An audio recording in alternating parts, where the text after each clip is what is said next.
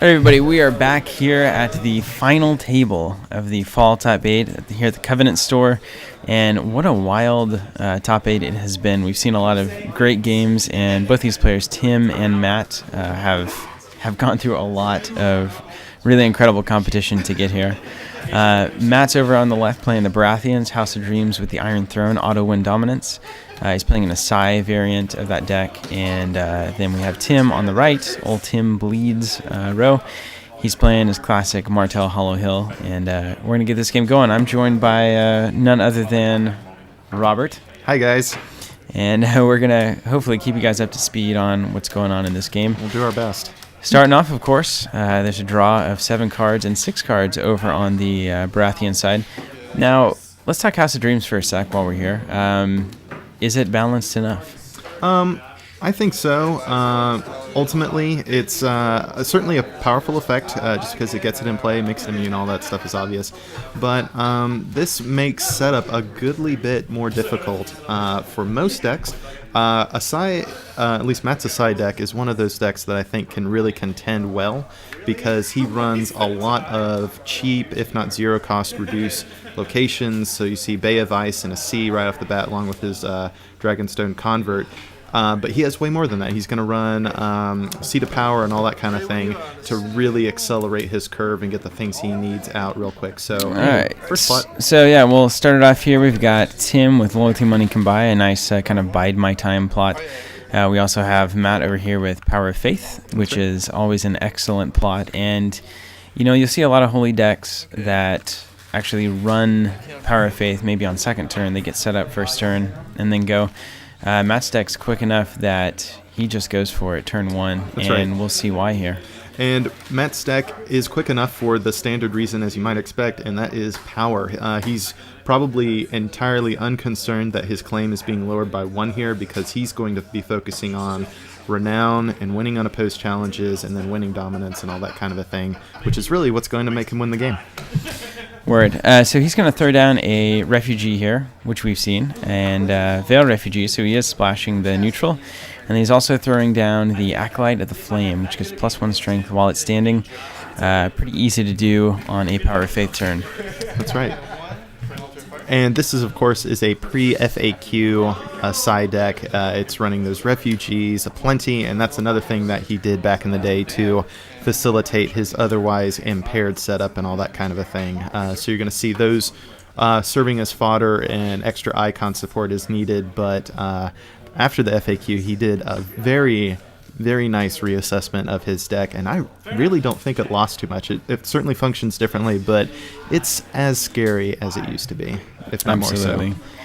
And also drops down what it looks like. Is that Shireen? I always forget if that's Shireen Baratheon Yes, or not. I believe you're correct. Looks like it's always the creepy version. Tim follows up by dropping a couple C's of his own, Fiefdom and a C, and then House Messenger. He's going to reveal 2 cards and take 1. We do have the hand cams going, so you can see that Matt's sitting on what looks to be a Terminal Schemes over there, right?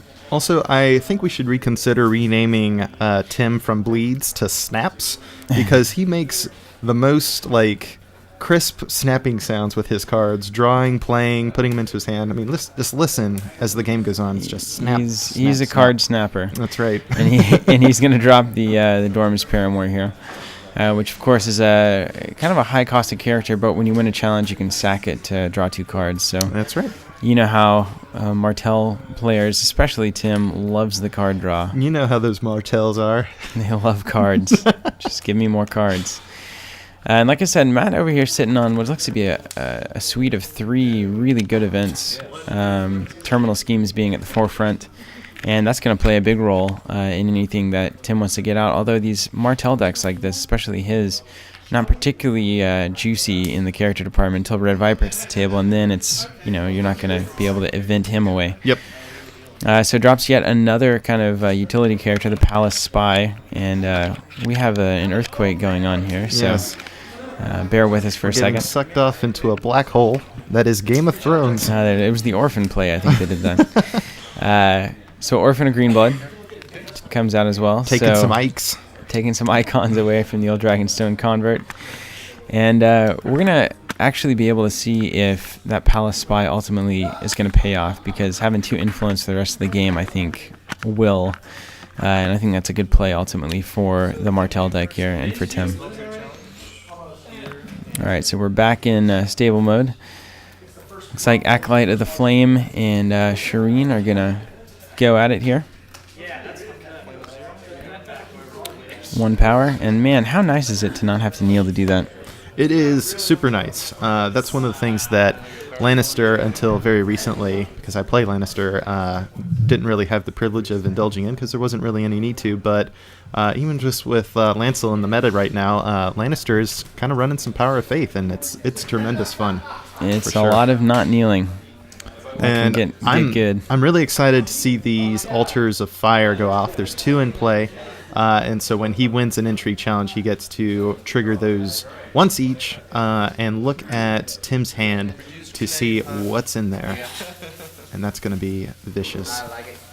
Absolutely. And there's not really a lot that Tim can do about it here aside from maybe a birding on the sand. It's true. Which I doubt that's his restricted. I believe it's the Bannerman.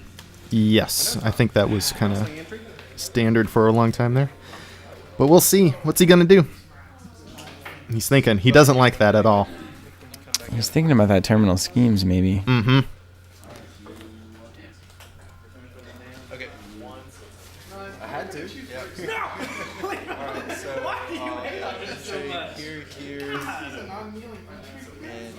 So entry challenge being declared. Throwing in the refugee as well. Tim's all in on the defense, it seems. And he's going to win it. Win it and sack. That Dragonstone Convert was crucial. Getting its icons taken early on was a really strong move. Denied the stealth through those 3 challenges, so not something Matt likes. Absolutely. That sure. First turn Altar Fire here would have been a very big deal. Yep, because as important as getting the cards out is knowing what else is in there. It's so good. So good. Preventing a nasty red vengeance, or even just knowing that X can turn around, that there's bleeds in there, yep. that the Prince's plans is going to happen. Totally. Kind of knowing and guessing where that influence is going to be. And I think Matt at this point is in a very, very interesting position. The Valor's probably coming, but does he have enough cards enough gas in the tank basically to rebuild after a second turn Valor here and keep the pressure on with Power of Faith? And yeah, that's what's going to happen. So we've got a Power of Faith and a Valor. And Matt's probably going to narrow escape. Yep.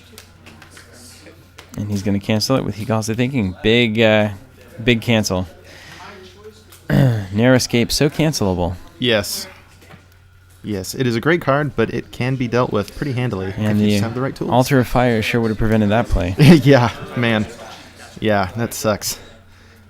So he wins initiative, so he's drawing for Bay of Ice. And that's really going to help him keep this engine going. Because, of course, if you are being Valored, having card advantage is the only consolation prize that you can afford yourself. But meantime, Tim is going first, which is kind of standard, I guess, these days. If somebody Valors, generally letting them go first is what people like to do. Yeah, no claim. You get to play the reactive player, which is ultimately the advantage without losing the advantage of first challenges due to that 0 claim. So it's really a pretty decent play. Now, it's interesting looking at Matt's hand right now. He drew back into another narrow escape. Interesting to think about what would have happened after that. Would Tim be willing to discard his hand if he didn't have another cancel in it to cancel a second narrow escape? Princess Plans. Boom. Well, he's got another He Calls It Thinking, so there goes probably that. Won't have to worry about it. Such a great card, Princess Plans. It's expensive, but man, is it well worth it. Yeah, on a Valor turn. I mean, whenever your source of income isn't exactly gold, Valor doesn't hurt quite as bad. And the locations come pouring out into Shadows, and again, kind of biding time, trying to get control of this game. That's right. A lot of locations, just going to show you that the meta is so ripe for fleeing to the wall these days. Yeah. Think about it. Yep. Fleeing to the wall, all sorts of, any kind of location, mass location, hey, is a big deal. Snapping some more cards on the board. Got an Orphan back out, and then that's the Paramore? Yeah, it's Paramore. More cards. And they're cheap, and you can keep doing it over And over. And over. And Matt's going to really try to take control of this game here. The Power of Faith turn, maybe an interesting call. Mm-hmm. Maybe didn't expect the Valor this soon, but now doesn't really have the gold, the resources needed to rebuild here. Could have maybe dropped into a higher gold plot. Worst part is that he has another Dragonstone Convert in his hand, but it's effectively useless with that green blood in play because you can guarantee he's going to do the exact same thing as he did last time. And only having 3 gold and not seeing any of his standard reducing cards at this point in the game is really slowing Matt down considerably. Yeah, this is the kind of thing that you look at and you're not quite sure how the Baratheons can recover from this. The Altar Fires aren't really doing anything for you right now. Bay of Ice getting you a card, which is nice, but no economy versus Hollow Hill, which is +2 for the rest of the game. All those locations, all that influence, it's already kind of turned downward here. So it's going to take a pretty big, I think, turnaround to change that. I'd agree. But we'll see if he can pull it out. You know, it's only a few draws away at this point. Tim's hand is pretty empty. He doesn't have too many draw effects left, but you know, this is one of those decks that can just compound him. If he gets even one more like Prince's Plans back, then well, hey, he's back in the game. Yeah. And interesting, Melisandre not on the board yet. That's a big factor here. Usually that's kind of the crown jewel of the Asshai deck, and she was nowhere to be seen. So, hey, at least that Valor's out of the way if you do draw into her. But even so, Matt generally wouldn't care because he's always running Many Powers Long Asleep, and he'll pop Melisandre back. So you can effectively never kill her against Matt's Asshai deck, which is oh so annoying. Yeah. And so we got a Roll by Decree going against a Shadows and Spiders. Interesting, you know, as you look at Matt's plot, you realize he doesn't really have anything over 3 gold in that plot deck. And this is a deck that happens now or it doesn't. Yeah. So, you know, even going to turn 3 with this deck in this situation, Matt's really far behind on the rush here and probably feeling the control setting in a little bit. Yeah, his deck generally operates in many ways similarly to what my Power Behind the Throne decks generally functioned with. A lot of 3 gold plots, a lot of control-y type plots, and if I don't see my economy early on, I am also in this exact same position. So I feel your pain. It looks like you just drew into a Shadow Black lane, which is going to help a lot, and maybe even another C. There's the Viper. Viper's Bannerman coming in, Parting Blow, and much and more. Not good. This is starting to turn around pretty heavy. Oh man, another much and more. Will he take it? And let's see. Not too many interesting options for Matt. He's going to get, looks like a resource location. I think it was one of the streets. Yep. I didn't see what Tim had taken. I didn't either. Oh, man. We'll tell in the hand. The hand cam will tell us here in a sec. Reveal us your secrets. So, what are you expecting here? Is Tim going to turn it around? Is Matt going to turn it around? I think, you know, just looking at this, it looks like Tim's in full control here, to be perfectly honest. Shadows and Spiders actually turned out to be a really good play here with only the Bannerman hitting the table. But at the same time, you know, maybe Many Powers Long Asleep into some, you know, Holy Dew just to get some bodies on the board would have helped as well. I don't really know. There wasn't a lot of options. Like I said, Matt's deck is very much a I would say kind of a one-trick pony in the best of senses, in that it tries to accomplish a task, which is get the rush going, Power of Faith, and win the game by turn 3. And when it doesn't do that, it doesn't really have a lot of legs to run on. This is going to help. There's a lot of economy now coming out. Here we go. Looks like we got a C and a couple of reducers, Shadow Black and Street of Sisters. He can afford things. Yeah, very good. And he's gotta try to basically get this thing out and rolling before that Valor comes back around. Hope that there's not a bleeds in the hand here because, you know, that's the end of that. That's right. How long can you maintain it after a Valor? And if your board's being cleared every couple turns, Totally. nothing you can really do. But that was a good turn of events for Matt. Got some strong characters out on the board and finally has some economy that he can take advantage in subsequent turns. So, I don't know. This might be the start of a comeback, but we'll see. Absolutely. High Septon coming in here. Definitely want to block this one, make sure he doesn't get through so that he can't do any more challenges, which is going to be a big deal. That's right. That is right. But it's going to take a lot of strength to counter it, and then how many challenges will Matt be able to do in retaliation? He's really hugging that terminal schemes. I think. Yeah, he is. You know, it's one of those weird. He calls it thinking in hand. Do you play it and just get the cancel out of hand, or do you sit on it for what could be a very long time? Also knowing that there's a parting blow in hand and all this stuff. But the good news is now that he's won this, even on the defense, he can trigger both of his Altar of Fires. Boom. Boom, there boom, you go. Cancel. And that's going to be huge. Yes. I imagine he might also play the schemes here. I believe that's on any challenge, yeah? Yes. You could terminal schemes the Bannerman here and then swing in on a military or a power. Probably a military. Kill that Septon before it gets a little bit weird. That's right. I'm still holding it. I think Matt's still considering his responses here. I have another response. Yeah, he's going to go ahead and play it, it looks like. Said he had another response. Here it comes. Terminal schemes. After I win an injury challenge, I have 4 more injury. Yep. It's not as the attacker, but just 4 more at any time. Viper goes. He's going to trigger his draw 2. 2 cards. Reveal 2. Oh, Prince's Plans. And Again. Parting blow. There it is.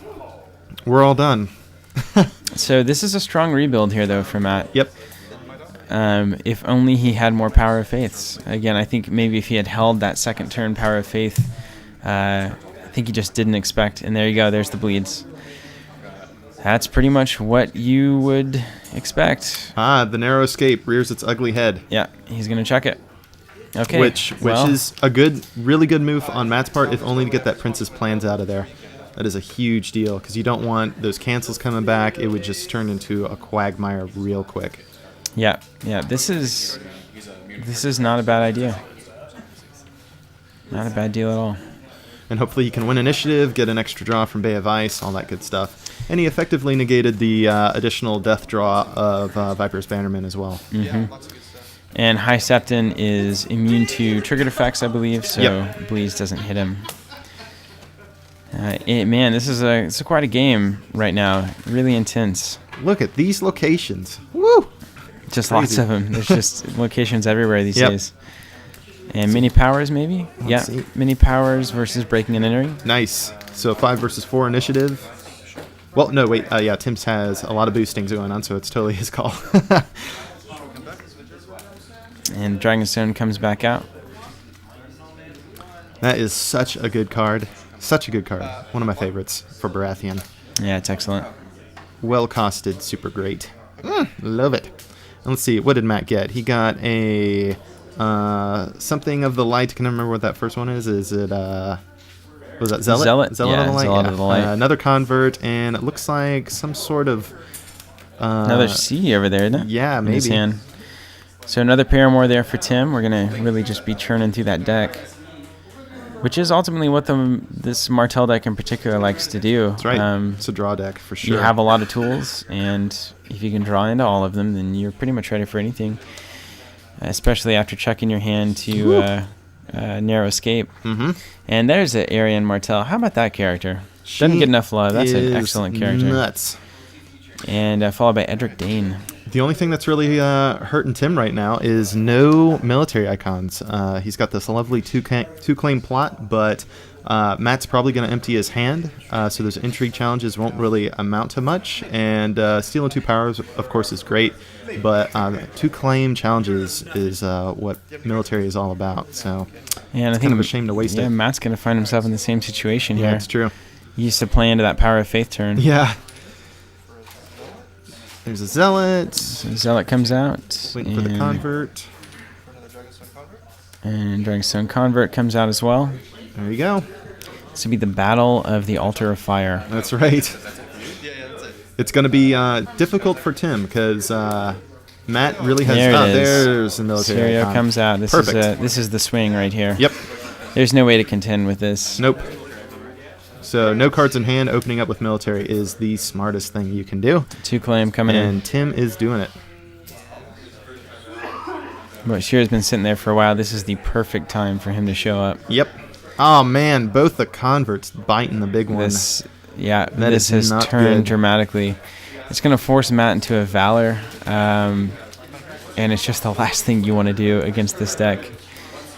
But critically, it looks like Tim has forgotten to pop Serio back into Shadows. Could be a big mistake. We'll see. Usually that's something people live to regret, is not putting Serio back in Shadows where he's safe. Yeah, I think at this point Matt is probably seeing the beginning of the end. Yeah, I would agree. Really no cards in hand against a very strong Martell board. Worried about Power of Blood next turn. It's no good. Yep. Claim 1, nil here to get rid of all your And then Altar Fire, Darkstar comes out, of Ouch. course. Which is just the last thing. Yep. Just Let's hope Matt is running Valor, because that is the only hope he has right now. And even then, it's not a hope. Yeah. There's no way. There's no way that can save you. The economy. This is the It would problem. just with, delay it. This is ultimately the issue with Hollow Hill. If you can't get on top of it from the very beginning, which is hard because they have Valor, and then if you're also Tim, you're running Bleeds. If you can't get on top of it, the economy, you cannot catch up. It's true. And that's kind of one of the yin-yang things with House of Dreams with the Asshai deck, is that you get less gold in setup, you get fewer cards in setup, and then it magnifies the criticality of that setup, because if it's not strong when you need it to be, then it's going to hamstring you throughout those first couple of turns when you really need to have a lot of characters, a lot of renown, all that kind of a thing going for you. And it just didn't happen for Matt, and that's probably what is keeping him in this situation right now. Yeah, and there's Mel finally. You know, had Mel been on the board from turn 1, how different would this game be? That's how we usually see this deck. Yep. And you know, the chances of you drawing it are pretty great if you run 3, but it's not automatic. It's not guaranteed. It's true. Until we have a House of Dreams for characters, which we may see at one point. Man, what would they call that? The Brotherhood deck. House of Melisandre. This is like, put Melisandre out. It would be. That would be an interesting agenda, wouldn't it? Yeah. Man, I don't even know what Lannister would run. That'd be crazy. So while you're watching, think about what character would you always like to start and play for each house. Absolutely. I just don't know. Probably Cersei for Lannister. She's crazy. Yeah, with a. I guess you couldn't run PBJ though, right? Yeah, it's true. It'd be rough. Yeah, it would be rough. Is it worth it? Probably not. Who knows? All right, so a bunch of reducing going on for Doran Martell. Mm-hmm. He's a often underlooked card, but an excellent card, especially in a situation where your opponent just doesn't have any cards. However, you'll notice the Laughing Storm in Matt's hand, so Doran's pretty much going to be moot this game. It's true. And the High Septon just can't get rid of it. Keeps coming back. And now Matt is left in the very awkward position of trying to make the most out of a bad situation. Yeah, and this Valor, just losing that gold, you can't rebuild. Yep. But he's doing his best. He's got another Narrow Sea coming out. Laughing Storm. And looks like a Smuggler's Cove over there as well. That's right. So again, you see how if all these elements were compounding rather than rebuilding every turn, this would get overwhelming very quickly. And High Septon's going to attack. Looks like, what? Is there a first snow? Yep. So she pops back to Matt's hand. Probably just forgot about that. Kind of inconsequential. That gold would have been more or less wasted anyway, because he's winning dominance as it is. And Laughing Storm's coming through. Looks like Power Challenge, which is wise because the High Septon is just going to make Tim a lot closer to winning. But again, you're in this weird situation where, just look at the board. Look at the economy. Yep. It's crazy. And worse yet is, now Matt's Bay of Ice is feeding Tim with card draw. Yeah. And that is just not what you want. That's probably one of the most demoralizing things, is you building tools into your deck that are just helping your opponent. And he drops certainly his highest claim plot, King's Law, and take them by surprise in return. Yeah. There's just no way to get cards here. Got a doing a confession, Acolyte of the Flame. Yeah, I think Matt's just kind of biding his time here. Here I think come he the knows reducers. But depending on what... Oh, man. Bannerman, yeah. Prince's plans. Good gravy. This is... Not looking good. Yeah, if this were me, I'd be leaving the table. I wouldn't flip it over or anything, but... It's an excellent Red game. Vengeance. Red Vengeance, Knowing of your course. opponent has Red Vengeance in hand, it's like, what? Matt, this has got to be horrible. Tim has just taken this game over. Ugh. Oh, and an Orphan in his hand. What? This is crazy. This is pre FAQ Martell is what this is. Yeah. And for those wondering why that FAQ happened, Here's why. there's a lot of good reasons. It's a little crazy. It's a little crazy. Prince's plans getting back essentially everything that a player could ever want. Another fiefdoms going out here, more influence than a normal person needs, but Tim likes to really spam out those influence. All the influence you can events. eat. And it looks like he's going above and beyond to maybe try to seal the deal this turn. I don't know if he can do it. He needs 5. Let's see, 3 for unopposed, 1 off the house, and he's not winning dominance. So maybe not this turn, but he's getting crazy close. If Matt does a military challenge and the High Septon goes, that would do it. But yeah, that's for it. Sure. We're gonna have some icons removed here, though, so it may, I don't know. This may be a thing. He may be able to clinch. No, I can't clinch it here, can he? He's having renown, does he? I don't think so. I don't think Doran has renown, which is kind of interesting. Yeah. But we'll see. I know who he is. I know what happened. Yes. So hopefully wait for your icons to get taken. Then Confession, Acolyte of the Flame. Yeah, now he better use that Confession. Ouch. Oh, that is the worst. And he draws a card. And he's going to cancel it. Nope. Whoa, he didn't. That's nuts. I think it's an any phase. I don't think it's a response. Oh, okay. Yeah, you're correct. But it's like, look at that hand. It's like, what do you get rid of? A bleeds if he wants it. So you can't reliably keep anything on the board. Yep. High Septon would stay there. Draw more cards with Viper's Bannerman when it goes. Just get rid of the Paramour, I guess. I mean, get rid of a body, maybe. Hope that he levels out to nothing but events for the rest of the game. That's crazy. It's just so good.